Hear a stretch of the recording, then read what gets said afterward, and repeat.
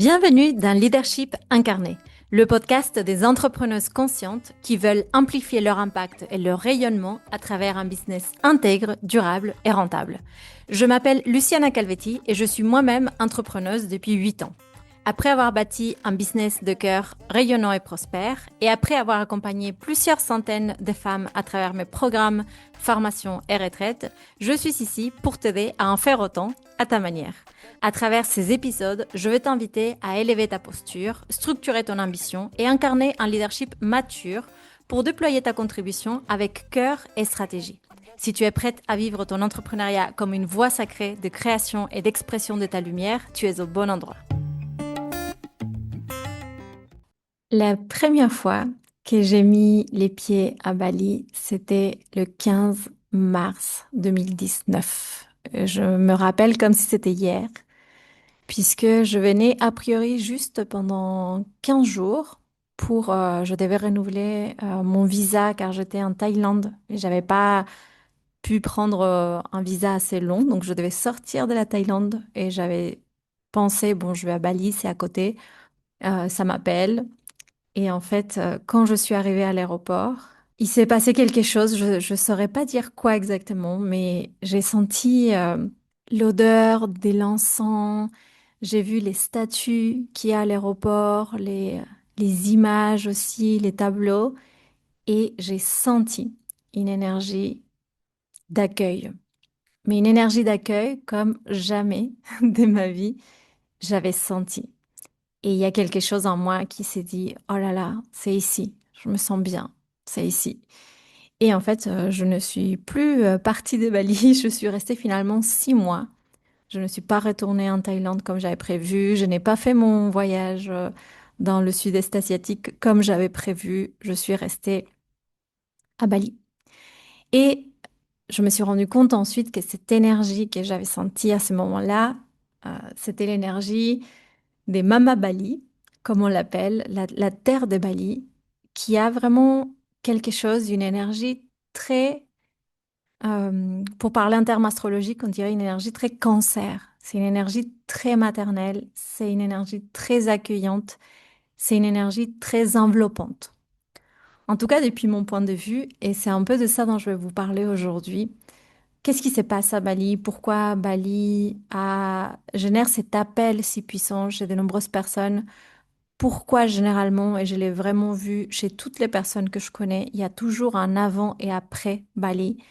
Bali marque vraiment quelque chose de profond dans la vie d'une personne. Je ne connais pas des personnes qui sont parties en étant indifférentes par rapport à ce qui se passe ici. Et je voulais vous parler de tout ça, et on va parler de ça aujourd'hui dans cet épisode, parce que nous avons rouvert là les inscriptions pour la retraite à Bali, qu'on va tenir en octobre de cette année 2026. La retraite, elle est déjà complète à la moitié. Il reste la moitié des places. Et je sais que ça sera c'est un appel en fait. Je sais que ça sera pour des femmes qui sentent cet appel, qui sentent que c'est pour elles, qui sentent que c'est maintenant. Et du coup, j'avais envie de vous parler un peu plus de ça pour que vous sachiez, vous sentiez si c'est le bon moment pour vous. Donc déjà, mon histoire avec Bali, donc je vous ai raconté comment ça a commencé. Donc je suis restée 6 mois entre mars et septembre, août-septembre de l'année 2019. Et une des choses très marquantes pour moi de ce premier séjour à Bali en 2019, c'est que au-delà d'avoir complètement changé tous mes plans par rapport à ce que j'avais prévu normalement de mon voyage et de mon départ de la France, c'est aussi que Bali m'a vraiment, vraiment, vraiment connectée et aidé à approfondir, je pense, mon chemin spirituel. En fait, quand je suis partie de France en 2019, je suis partie un peu dans cette idée de j'ai envie de voyager, de rencontrer du monde, de voir d'autres cultures. Il y avait quelque chose de l'ouverture. Et même si j'étais déjà sur un chemin spirituel, je pense que Bali m'a vraiment mis sur cette voie comme étant c'est une voie pour toi et c'est pas juste quelque chose que tu vas faire une fois, une année ou 2 années dans ta vie. C'est vraiment quelque chose qui va devenir une sorte de mode de vie. Euh, un mode de vie, oui, plus connecté à ma spiritualité, plus connecté aussi au monde invisible quelque part. Euh, à l'époque, je faisais déjà du yoga, je croyais en plein de choses, mais j'avais pas beaucoup ressenti des choses. Vous voyez, il y a des personnes qui, depuis petite, ont des sensations, des, des sentiments, des perceptions, on va dire comme des perceptions un peu extrasensorielles. Et moi, je crois qu'à cette époque-là, je me disais que je n'avais jamais vraiment eu ça. Et une chose que j'ai vécue à Bali cette première fois que je suis venue, c'est un rituel qu'on a fait avec des amis. À l'époque, vraiment très improvisé. Un peu, on s'était un peu renseigné. On savait qu'il y avait une rivière à laquelle on était déjà allé plusieurs fois ici à Ubud. Et on a appris comment était le rituel parce qu'un baliné nous avait dit, bah voilà, il faut s'immerger 3 fois dans l'eau de la rivière, il faut sortir et aller 3 fois dans la cascade, et ensuite il faut se coucher sur une grande pierre qui était à côté de la rivière et qui était un peu comme une pierre énergétique ou quelque chose où il s'est passé quelque chose. Et je me rappelle que bon, on avait fait tout le rituel. On était allé un petit peu tard dans l'après-midi, donc on commençait déjà à faire un petit peu sombre. C'était un peu étrange comme énergie. J'ai fait le rituel. Et après ce rituel, je me souviens que j'ai complètement perdu l'équilibre. Je ne pouvais plus marcher. En fait, j'arrivais pas à mettre un pied après l'autre et marcher normalement. Je n'avais pas d'équilibre. C'est comme si j'avais perdu ça. Donc, je suis remontée parce que la rivière était en bas et on devait remonter plein, plein de marches. Et je suis remontée ces marches avec, en me soutenant d'une de mes copines qui était là. Et on était les deux dernières. Et je savais pas trop ce qui s'est passé. Et en fait, après ce rituel, je pense que j'ai eu entre une semaine et 10 jours où il s'est passé beaucoup de choses la nuit et où je sentais énormément d'énergie, des présences, des choses qui avaient l'air très, très, très réelles. Et c'est à ce moment-là que je situe un peu une certaine ouverture énergétique pour moi. Et c'est juste une anecdote, mais je sais que ça m'a quelque part vraiment euh, confirmé que j'avais envie d'explorer plus ça et que j'avais vraiment envie d'aller plus loin et que j'avais aussi comme je pense tout le monde, cette sensibilité. Si j'étais plus connectée à mon corps, j'étais en capacité de sentir plus de choses.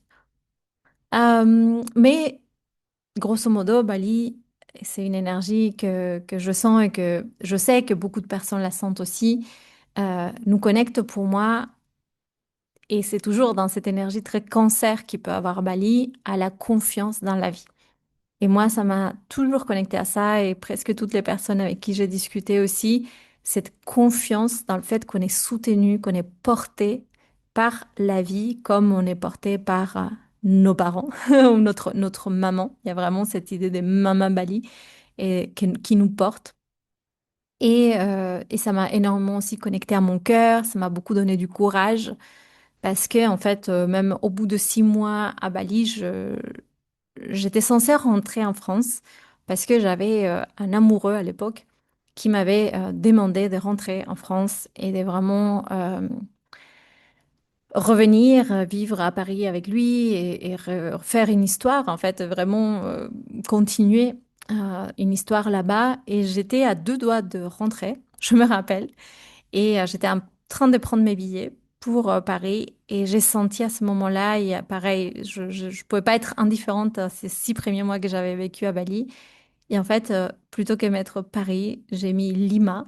Je suis partie au Pérou parce que j'ai senti en fait que l'appel, le, le- le- la prochaine étape sur mon chemin, c'était d'aller au Pérou, dans la jungle, pour travailler avec les plantes médecine. Mais je pense que j'aurais pas eu ce courage si j'avais pas vécu tout ce que j'ai vécu à Bali. Et puis, pendant des années, moi, j'ai toujours voulu, en 2020, je voulais revenir à Bali. Et en fait, j'ai pas pu parce que le Covid. Et j'étais au Guatemala, donc je suis restée au Guatemala. Et puis, j'ai eu, voilà, beaucoup de mal dans les années d'après à revenir jusqu'en 2023. En 2023, je suis revenue et cette fois-ci, ça y est, j'étais prête pour rester plus longtemps. Donc, depuis 2023, je peux dire que je vis à Bali un peu par intermittence parce que je rentre quand même en Argentine voir ma famille plusieurs fois par an.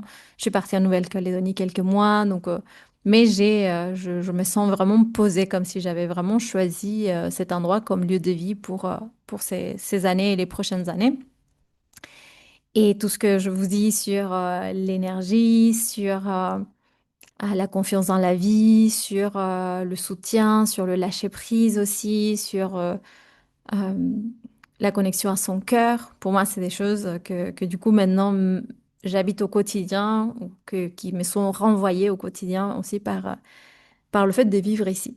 Et je vais essayer de vous expliquer, en tout cas de vous illustrer pourquoi ou d'où ça sort aussi toute cette magie qu'on peut ressentir et qui peut vraiment venir nous toucher profondément quand on vient à Bali. Et bien sûr, on parlera après de l'éléphant dans la pièce, j'ai envie de dire, du surtourisme, du tourisme des masses, de tout ça. On en parlera après, mais d'abord, il faut comprendre qu'est-ce que Bali a de spécial pour moi.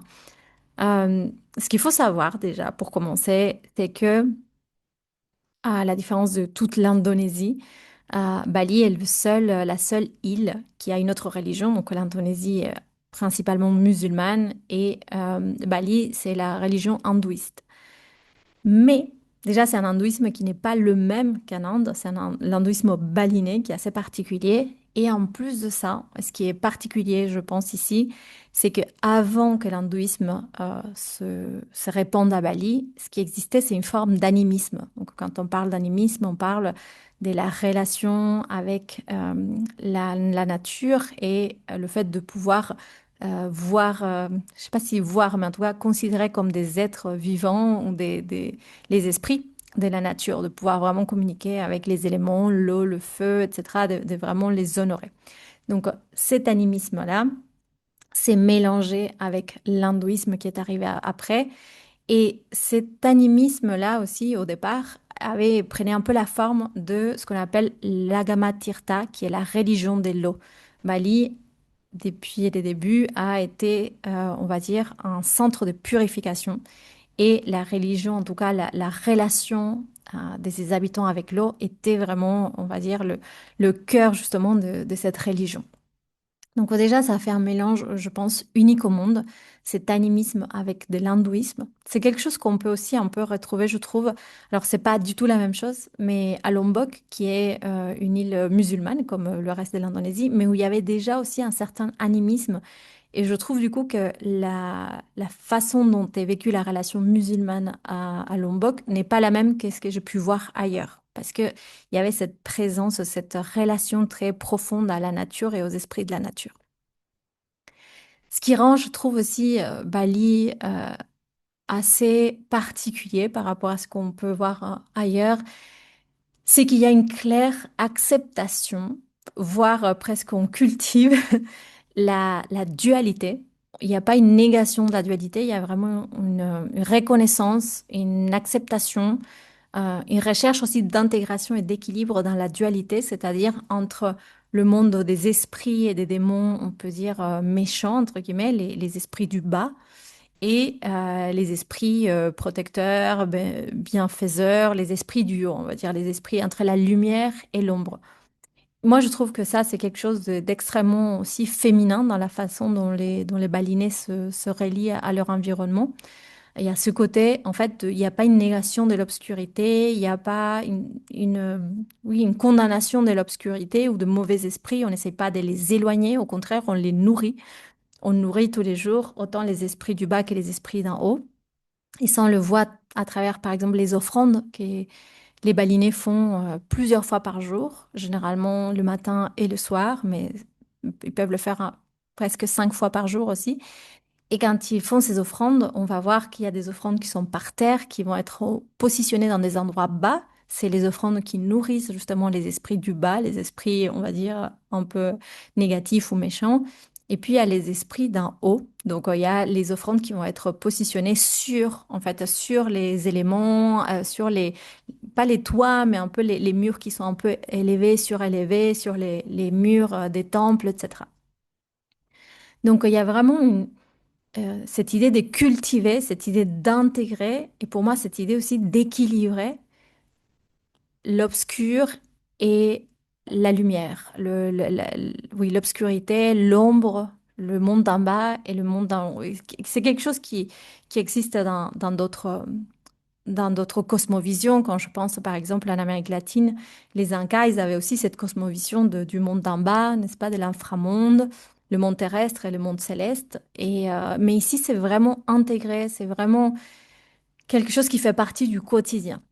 Et donc, ça peut être à travers les offrandes, mais il y a aussi, par exemple, ce qu'on a vécu cette année qui était très, très, très puissant, je trouve, le Nouvel An baliné, Niepi, où justement, c'est la structure un peu du rituel, c'est ça, c'est la veille du Nouvel An, et puis pendant plusieurs mois et plusieurs semaines déjà avant cette date, les communautés locales, et notamment les jeunes, les adolescents des communautés, vont construire une sorte de carrosse avec des démons, avec des figures vraiment qui font très très peur. Mais pour le coup, je vous dis vraiment, ils font peur. C'est vraiment des créatures mythologiques assez impressionnantes avec la tête, parfois sont moitié animaux, moitié êtres humains, des choses qui pendent, des énergies très très très très impressionnantes et parfois un peu sombres. Et donc, à la veille du Nouvel An, il y a un grand défilé, ce qu'on appelle les Ogo-Ogo, c'est la parade des Ogo-Ogo. On voit les enfants sont morts de peur, les plus petits, parce que vraiment, vraiment, c'est flippant. Et tous ces ogo-ogo, ces créatures sont secouées, voilà, elles défilent, il y a tout un rituel, un mouvement aussi, et sont censées, cette statue sont censées absorber et appeler à elles aussi toutes les énergies un peu négatives qui traînent un peu partout. Et ces statues qui sont d'ailleurs énormes, hein, sont vraiment grandes. En même temps que ces statues défilent, les balinais lèvent les câbles pour qu'ils puissent passer, qui sont sur la rue, on va dire. Et, euh, et après, elles finissent au cimetière, il me semble, ou dans un certain espace, et ils vont les brûler. Et en brûlant ça, l'idée, c'est qu'ils brûlent aussi toute cette énergie négative. Et le lendemain, c'est Niepi, donc le nouvel an, donc le jour du silence. Donc tout le monde, et ça, je pense que c'est du jamais vu dans aucun pays, tous tous les habitants de Bali, y compris les touristes, tout le monde est censé rester chez soi, ne pas faire de bruit et ne pas allumer la lumière. Et l'aéroport est fermé. Vraiment, il y a la police, on va dire, un peu partout pour que personne ne puisse sortir. Et il y a cette idée aussi de purification, de renouvellement. Et je vous jure que cette purification, on peut la sentir. Le sentiment que j'ai eu cette année en participant à ce nouvel an, c'est vraiment, on a l'impression d'être seul au monde. On a l'impression, comme il n'y a aucun bruit autour, déjà, on entend beaucoup plus les animaux. Et puis ensuite, on a vraiment l'impression d'être seul au monde, comme si il y avait eu un météorite, tout le monde était disparu et on était les seuls à rester. C'est très, très, très particulier.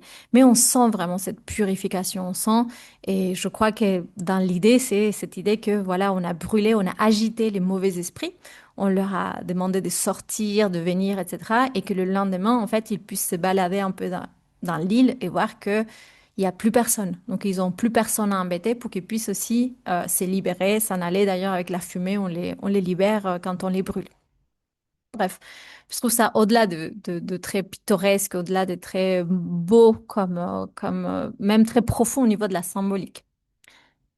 Une chose aussi que j'apprécie beaucoup, que j'ai appris avec un ami balinais, c'est la philosophie du Trihita Karana, qui est un peu, ça veut dire les trois causes du bien-être, et c'est un peu la philosophie des habitants de Bali, qui est le fait de garder une harmonie entre les êtres humains, de garder l'harmonie avec la nature et l'environnement dans lequel on vit et d'être en harmonie avec Dieu, avec la divinité.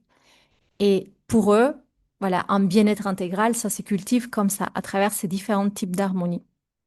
Ce qui fait pour moi, cette philosophie qui imprègne un peu beaucoup les personnes, ce qui fait que les balinés sont reconnus et connus dans le monde entier leur manière très chaleureuse d'être. Ils sont chaleureux, ils sont très au service, ils sont dans le partage. Cette religion dont on a parlé, cet hindouisme mélangé avec de l'animisme, est complètement ouvert dans le sens où on peut rentrer dans les temples. Bon, il faut avoir les sarongs, il faut avoir les tenues balinaises, mais on peut rentrer dans leur temple, on peut faire leurs rituels, on peut aller faire des rituels de purification dans leur temple. Il y a vraiment cette énergie d'accueil dont je vous parlais aussi au tout départ. Accueil sur cette terre, accueil aussi dans les traditions, dans les coutumes, dans ce qu'ils peuvent faire. Et ça, c'est quelque chose qui est très touchant aussi, de pouvoir explorer leur spiritualité, de pouvoir s'intégrer quelque part aussi à ces rituels parce qu'ils sont extrêmement touchants. Et quand ils nous amènent faire des rituels dans certains temples, voilà, eux, ils vont prier, ils vont nous dire, bah, ici, il faut prier aux gardiens du lieu, aux esprits X ou Y. Et vous pouvez aussi prier votre Dieu, prier les choses dans lesquelles vous croyez. Ils sont très, très ouverts à ce niveau-là. Et ce qui fait que moi je trouve c'est aussi cette philosophie, cette manière d'être, cette façon d'être aussi très accueillant et de chercher cette harmonie en général, aussi de croire au karma, qui fait que au-delà du fait que les balinés sont chaleureux, on se sent accueilli et on se sent très rarement en danger. Ici, on se sent très rarement attaqué. Ou même moi, en tout cas, je pense qu'il y a des personnes qui l'ont senti, mais moi, particulièrement, je me suis jamais sentie même arnaquée. Vous voyez, par rapport à des endroits où il y a beaucoup de tourisme et où on peut très vite se sentir arnaqué. Je trouve. Après, je sais qu'il y a pas mal d'exemples, donc je ne veux pas dire que que mon cas, c'est le seul. Mais en tout cas, en sécurité. Moi, je sais que parfois j'oublie de fermer ma porte de l'extérieur. Et en fait, je sens qu'à l'intérieur de moi, je suis tranquille, je suis en sécurité parce que je sens en fait que c'est très rare et généralement c'est pas des balinés. Généralement quand il se passe quelque chose, qu'il y a des vols, il y a aussi des choses qui se passent hein, qui sont graves, des meurtres, etc. C'est généralement c'est pas les balinés qui sont impliqués, mais soit des touristes, des expatriés, soit d'autres d'autres Indonésiens ou d'autres Asiatiques ou d'autres endroits, on va dire, qui sont pas de Bali généralement. Et particulièrement, alors là, je vous ai parlé un peu de ce qui fait la magie de Bali en général. Bon, bah, bien évidemment, je peux pas, je sais pas à quelle heure j'ai commencé, mais je peux pas vous parler de tout parce que c'est énorme. J'ai pas parlé des volcans, j'ai pas parlé, voilà, des rizières, plein de choses, mais je pourrais pas tout mettre. Peut-être que je ferai un autre épisode. Mais surtout, je voulais parler aussi de la ville d'Ubud, qui est l'endroit où j'habite et qui est aussi un peu ce centre spirituel ou de guérison, qu'on pourrait dire, de Bali. Je sais, il y a beaucoup de personnes qui, quand elles viennent à Bali, elles vont vivre dans le sud, près des plages, etc. Et voilà, le climat généralement est meilleur ailleurs. Ici, c'est très humide et voilà, c'est pas toujours le meilleur climat. Et d'ailleurs, souvent, on dit aussi que Ubud, c'est un peu un vortex énergétique, ce qui fait que les émotions sont à fleur de peau et que tout le monde ne tient pas aussi l'intensité énergétique qu'on peut vivre ici. Ubud, à la base, le nom vient de Ubad, qui veut dire médecine, parce que la zone de Ubud et sa région, on va dire, était connue autrefois par les plantes médicinales, par le fait qu'il y avait aussi beaucoup de guérisseurs, les Balianes, il y avait des guérisseurs qui étaient, on va dire, plus concentrés ici. Et en fait, le fait que Ubud soit un endroit connu, reconnu et aimé ne date pas d'aujourd'hui. C'est pas quelque chose qui est tout nouveau. Ça date même des années 30 où je pense à l'époque il y avait encore la colonie hollandaise, il me semble, j'en suis pas sûre. Mais en tout cas, il y a des peintres et des artistes hollandais, allemands qui se sont installés à Ubud et qui ont un peu déjà rendu un peu célèbre cette ville parce que c'est aussi la capitale culturelle de l'Indonésie. C'est ici où il y a aussi justement les peintres, les artistes, les sculpteurs, tout ce type d'artistes. Et donc déjà, dans les années 30, ça séduit un peu les artistes occidentaux. En plus, la famille royale d'Ubud a été toujours en fait un soutien en donnant beaucoup de mécénat pour les arts et la culture. Et bien évidemment, ensuite, il y a eu le film Mange Priem qui a fini de rendre célèbre et d'agrandir la notoriété de cette ville, qui est une ville voilà, assez impressionnante qu'aujourd'hui, je pense, peut être considérée comme un centre de bien-être parce qu'aujourd'hui, ici, il y a énormément de centres de bien-être, des trainings de yoga, des guérisseurs, non seulement du coup les guérisseurs balinais, mais maintenant c'est de tout le monde, les facilitateurs, les experts en breathwork, en yoga, en danse, static dance, etc. Il y a énormément de mouvements au niveau de ce qu'on peut dire bien-être, spiritualité. Euh, voilà, toutes les techniques aussi de développement personnel, etc. Et moi, je trouve que, pour commencer quand même à fermer, j'espère que ça vous donne déjà quelques clés pour comprendre un peu ce qui fait cette énergie très puissante de Bali. Moi, ce que je trouve particulièrement, c'est que à Bali, on peut vraiment vivre ou expérimenter ce que j'appelle moi la spiritualité féminine, la spiritualité incarnée, quelque chose qui est très, très, très, très relié au corps et au sens, en fait. Pour moi, ce que Bali nous apprend et ce à quoi on peut connecter quand on est ici et que je vois beaucoup de femmes justement se sentir complètement inspirées et même les femmes qui ont participé à ma retraite, du coup pas l'année dernière mais l'année d'avant, 2024, elles disaient ça aussi, cette capacité à vivre une spiritualité féminine. Ça veut dire quoi? C'est qu'ici la spiritualité elle passe par l'essence et par la beauté. Il y a quelque chose dans la beauté et d'ailleurs, je fais une petite digression, mais juste pour dire que pour moi, la beauté, c'est vraiment une qualité spirituelle. C'est quelque chose qui nous connecte au sacré, qui nous connecte au divin, et c'est quelque chose qui est très présent à Bali. La beauté, les petits détails, les fleurs, les offrandes qu'ils font tous les jours. Il y a des fleurs de différentes couleurs dans les offrandes.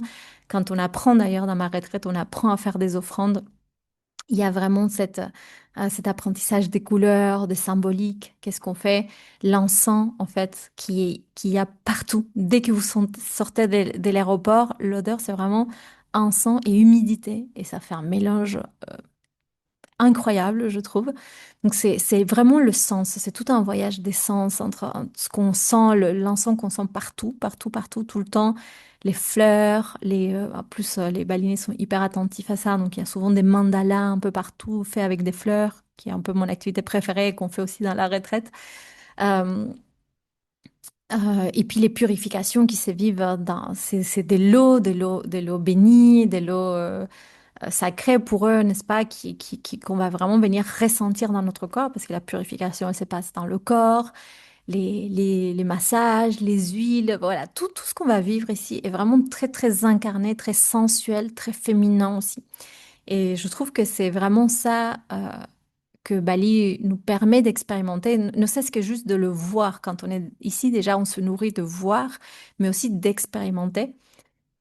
Et c'est exactement pour ça d'ailleurs que j'adore, au-delà parce que c'est un endroit que je connais, dans lequel j'habite, et voilà, avec un endroit avec qui, je dirais, j'ai une relation.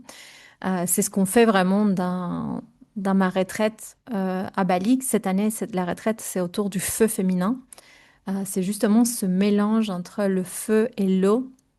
Et c'est vraiment cette spiritualité incarnée. C'est vraiment ce feu de l'esprit mélangé avec la terre et l'eau comme énergie féminine pour vraiment incarner, pour vraiment mettre ça dans le corps et vivre dans le corps cette spiritualité et vivre dans le corps aussi ce désir féminin, cette volonté, toute cette énergie que parfois on a l'impression que c'est un peu des énergies masculines, l'initiation, la volonté, le sens de l'initiative, la proactivité. Parfois on a l'impression qu'on a besoin de masculin pour ça. C'est en fait comment on le fait naître depuis le féminin, comment on fait naître le feu depuis en fait notre bassin par exemple, notre endroit plus féminin. Et dans la retraite, on va vraiment faire ça. On va venir expérimenter à travers beaucoup de cérémonies, beaucoup de rituels, que je vais animer, mais aussi on va expérimenter les cérémonies de purification balinaises, on va faire des rituels de feu, on va venir vraiment apporter toute cette sensualité, toute cette connexion vraiment au corps dans la façon dont on va vivre les différentes expériences. On va chanter, on va ouvrir la voix, on va danser, on va être énormément dans le corps, on va connecter à, voilà, à l'obscurité et aux esprits d'en bas comme à la lumière et au cœur et à toute l'ouverture. Voilà, la retraite en elle-même, c'est un voyage pour moi. C'est un voyage dans le sens où c'est complètement différent que venir toute seule et de venir visiter Bali, qui est déjà magnifique. Mais la retraite, pour moi, c'est venir faire un travail spirituel, profond, un lien, se reconnecter, se retrouver, grâce, et j'ai envie de dire presque soutenu par l'énergie de Mama Bali. Donc, on va être très, très connecté à l'énergie de Mama Bali. On va faire des offrandes justement pour la terre. On va vraiment se connecter à Mama Bali. Et je sais que ça change. Il y a un avant et après pour toutes les femmes. Même là, il y a quelques jours, on a vu une des femmes qui a participé à la première retraite ici à Bali et qui est venue maintenant avec son fils parce que voilà, Bali est resté, ça a marqué tellement en avant et après que depuis 2 ans, elle voulait revenir. Donc elle est venue maintenant et elle reviendra pour la retraite aussi en octobre. Elle est déjà inscrite pour la prochaine retraite. Et il y a 2 femmes qui ont déjà fait la retraite qui se sont réinscrites tellement elles savent que l'expérience qu'on vit ici est profonde et énergétiquement forte. Et puis tout est pensé vraiment pour que ça soit, ça soit une expérience qui transforme réellement. Et ça, et pour moi, ça transforme réellement parce que tout ça est vécu dans le corps. Et parce que tout ça est expérimenté. Et du moment où on expérimente certaines choses, qu'on reçoit certains messages et une certaine sagesse qui habite déjà à l'intérieur de nous, quand on se connecte avec ça, bah en fait, notre guidance est beaucoup plus claire, le chemin est beaucoup plus dégagé, parce qu'en fait, on a cette clarté de savoir vers où on a envie d'aller, on a cette direction aussi, parce qu'elle émerge de l'intérieur. On cherche pas à que quelqu'un de l'extérieur nous la dise, mais on sait, on va chercher et ça émerge de l'intérieur de nous. Donc ça, c'est vraiment aussi ce qu'on va faire pendant la retraite. Euh, donc voilà, j'avais envie de vous parler de Bali. Bien évidemment, je vais passer vite sur ça, mais euh, il faut pas. J'ai envie de dire, certainement vous avez vu aussi passer des vidéos sur les réseaux sociaux avec les gens qui sont un peu dégoûtés des Bali, qui aiment pas ou qui sont frustrés ou peu importe.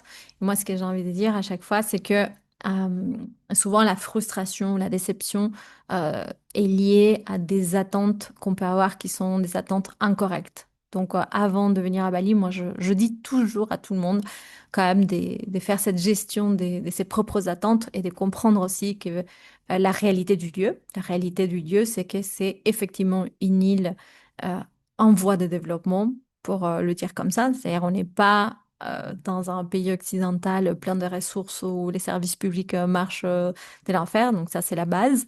Euh, mais aussi, en fait, c'est une île qui a des vraies problématiques et des vrais enjeux de surtourisme, voilà, des surconstructions, voilà, il y a bien évidemment des choses que j'aime bien, comme dont j'aime bien avertir les femmes qui viennent faire ce travail à Bali, qui viennent vraiment passer du temps ici, pour qu'elles sachent aussi que ça existe. Mais pour moi, si nos attentes sont euh, les correctes, en fait, aussi, on va pas avoir des grands problèmes, des frustrations ou de déceptions, qui est ce qui se passe d'habitude.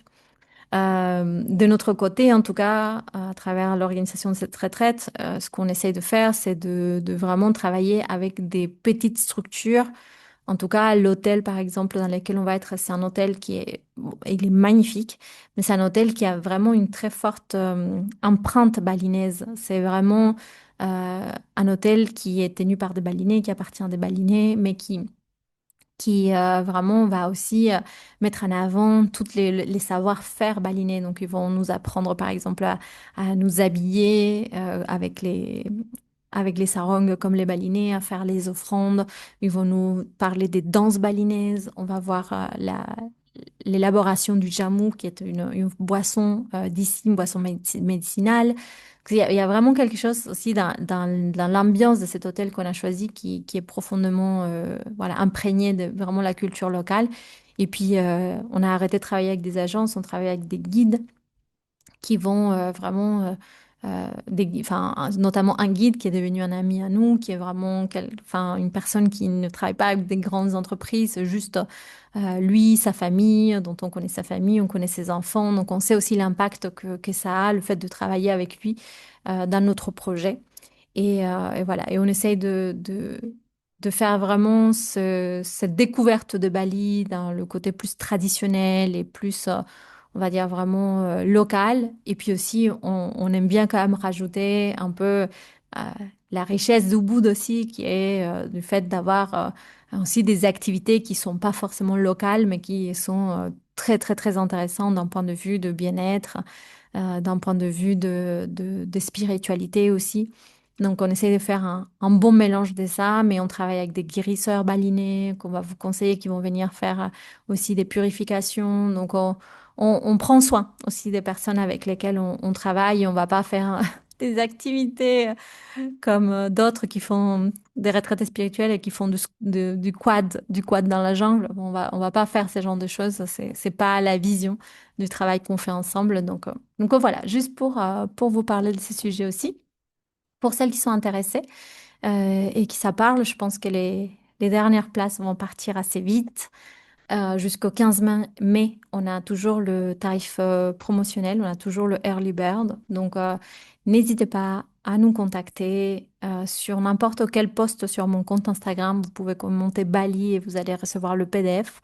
Et on vous partagera certainement dans la description le lien vers la page pour télécharger le PDF avec toutes les informations spécifiques de la retraite, l'hôtel, les recommandations, le programme des différents jours, parce que c'est une retraite longue aussi, contrairement à beaucoup de retraites qui sont plutôt courtes, de 3-4 jours. Là, on est sur 8 nuits et 9 jours. Donc, c'est quand même voilà, un moment qui va être très, très profond. Et donc, vous allez avoir tous les détails dans le PDF. J'espère ne pas avoir été trop longue. Je vous dis au prochain épisode. Merci, bye bye. Merci beaucoup de m'avoir écouté et si tu as aimé ce podcast, je t'invite à lui laisser 5 étoiles sur ta plateforme d'écoute préférée. Je serai aussi ravie de lire tes commentaires. Et si tu veux aller plus loin, tu peux télécharger mon guide gratuit Mieux servir le monde avec ta médecine de cœur dont tu trouveras le lien en description.